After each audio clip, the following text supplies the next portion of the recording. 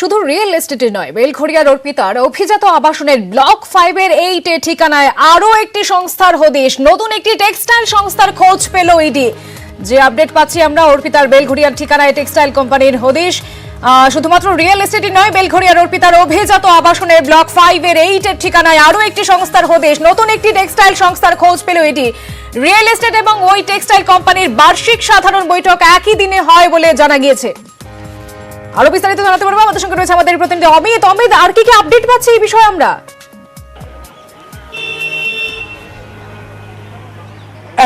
একেবারেই তাই। দেখো, এখনো পর্যন্ত যে সকল তথ্য হাতে আসছে ইডি কর্তাদের, সেক্ষেত্রে অর্পিতাকে জিজ্ঞাসাবাদ করে বা জেরা করে এবং একই সঙ্গে যে সকল নথি বাজেয়াপ্ত করা হয়েছে তা থেকে যা জানা যাচ্ছে যে একাধিক অভিজাত আবাসনে যেখানে যেখানে তাদের আবাসন রয়েছে সেই আবাসনগুলিকে অফিসের ঠিকানা হিসেবে ব্যবহার করা হতো। সেক্ষেত্রে আমরা দেখলাম যে ফ্ল্যাট থেকে বেলঘড়িয়ার অভিজাত আবাসনের ব্লক 5 এর 8 ফ্ল্যাট থেকে প্রথমে দুটি রিয়েল এস্টেট কোম্পানির ঠিকানা পাওয়া গেছিল, এই ফ্ল্যাটকে ব্যবহার করা হতো এমনটাই জানা যাচ্ছিল।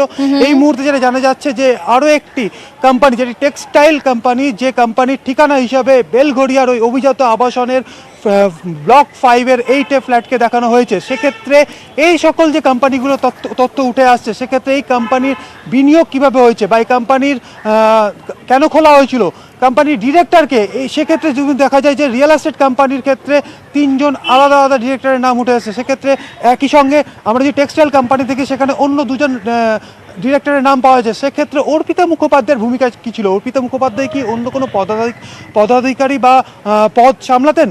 এই তথ্য কিন্তু খোঁজার চেষ্টা করছেন তদন্তকারীরা। সেক্ষেত্রে অর্পিতাকে জেরা করা হচ্ছে, এমনকি অর্পিতাকে জেরা করে এই সকল কোম্পানি সম্পর্কে আরও বিস্তারিত তথ্য হাতে পেতে চাইছেন। কারণ তদন্তকারীরা মনে করছেন এখনও পর্যন্ত তদন্ত যে পথে এগোচ্ছে, সেক্ষেত্রে যে আর্থিক লেনদেনের বিনিময়ে চাকরি পাইয়ে দেওয়ার ঘটনা ঘটেছে, সেক্ষেত্রে সেই অর্থের একাংশ এই সকল রিয়েল এস্টেট কোম্পানি, টেক্সটাইল কোম্পানিতে ইনভেস্ট বা বিনিয়োগ হয়ে থাকতে পারে, এমনটাই মনে করছেন তদন্তকারীরা। সেক্ষেত্রে এই সকল যে কোম্পানিগুলোর তথ্য উঠে আসছে, সেই কোম্পানিগুলোর আয়ের উৎস কী, এই কোম্পানিগুলোর কার্যকারিতা কী ছিল, আদৌ কি এই কোম্পানিগুলোর কোনো অ্যাক্টিভ রোল কিছু ছিল নাকি এই কোম্পানিগুলোকে রেখে, এই কোম্পানিগুলোর নাম করে এই কোম্পানিগুলোর মাধ্যমে টাকা অন্য ক্ষেত্রে বিনিয়োগ হয়েছে, সেই বিষয়গুলো তদন্ত করে দেখা হচ্ছে। শুধু এই ফ্ল্যাট থেকে 3টি কোম্পানি যেমন হদিশ পাওয়া যাচ্ছে, একই সঙ্গে ডায়মন্ড সিটির যে প্রথম দিন যেখানে রেড হয়েছিল সেই অ্যাড্রেসেরও কিন্তু একটি কোম্পানি পাওয়া গিয়েছিল, তার যে পৈতৃক বাড়ি সেই অ্যাড্রেসও কিন্তু কোম্পানি পাওয়া যায়। এবং একই সঙ্গে তুমি জানো যে ইচ্ছে এন্টারটেনমেন্ট প্রাইভেট লিমিটেড, যে নামটি এখন প্রত্যেকে জেনে গেছে, মোট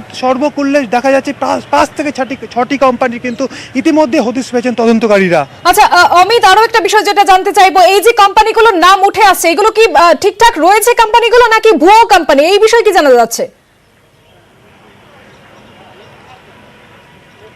দেখো, প্রত্যেকটি কোম্পানির ক্ষেত্রে দেখা যাচ্ছে যে মিনিস্ট্রি অফ কর্পোরেটের মাধ্যমে কোম্পানিগুলো রেজিস্ট্রেশন হয়েছে। সেক্ষেত্রে কোনো কোম্পানি 2012-তে, কোনো কোম্পানি 2017-তে, রিয়েল এস্টেট কোম্পানিগুলো দেখা যায় 2017-র ক্ষেত্রে 2017-তে রেজিস্ট্রেশন হচ্ছে। আমি যদি আরেকটা কোম্পানি যে বিষয়টি বলছিলাম, সেই বিষয়টি আমি যদি দেখে নিই, যে এই যে টেক্সটাইল কোম্পানি এবং যে রিয়েল এস্টেট কোম্পানি, এদের যে জেনারেল বোর্ড অফ মিটিং, সেই মিটিং কিন্তু কার্যত আমরা দেখছি 2021 সালের 30শে নভেম্বর, অর্থাৎ একই ডেটে কীভাবে একসাথে এই কোম্পানিগুলোর মিটিং হলো, এই নিয়ে কিন্তু যথেষ্ট সন্দেহ দানা বেঁধেছে। কারণ এই কোম্পানিগুলো যে তথ্য এখন অবধি হাতে আসে, তাতে কিন্তু একই ডেট দেখা যায় 2021 সালের 30শে নভেম্বর এই যে এদের যে মিটিং, অ্যানুয়াল মিটিং, সেই অ্যানুয়াল মিটিংগুলি হয়েছে। সেক্ষেত্রে আমি আরেকটা যে কোম্পানিটা বলছিলাম, যেটা হচ্ছে ডায়মন্ড সিটির অ্যাড্রেসে, অর্থাৎ যে ফ্ল্যাটে প্রথম অভিযান চালানো হয়েছিল 22শে জুলাই, সেই অ্যাড্রেসেও কিন্তু একটি কোম্পানির হদিশ কিন্তু পেয়েছিলেন আগেই তদন্তকারীরা।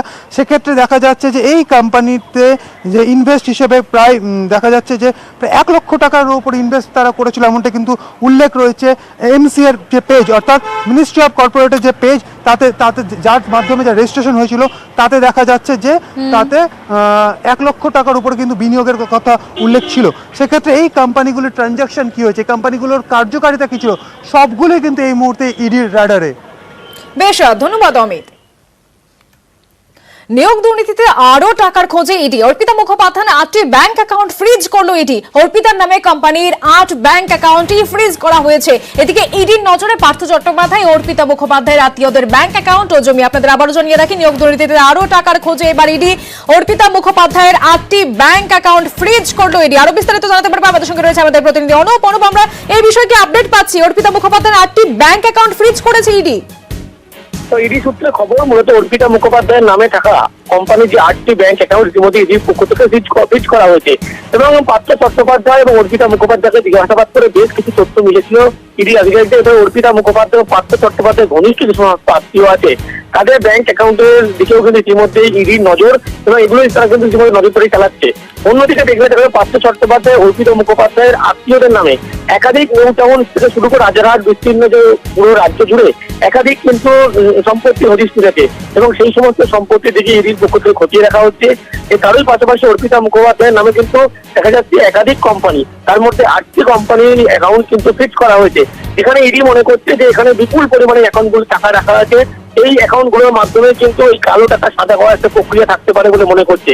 সেই কারণে ইতিমধ্যে ইডির পক্ষ থেকে এই সমস্ত অ্যাকাউন্ট ফ্রিজ করা হয়েছে এবং ইতিমধ্যেই জানানো যে পার্থ চট্টোপাধ্যায় এবং অর্পিতা মুখোপাধ্যায় দুজনকেই কিন্তু জিজ্ঞাসাবাদ করা হচ্ছে। আজকে সকাল 10টার পর থেকে জিজ্ঞাসাবাদ শুরু হয়েছে।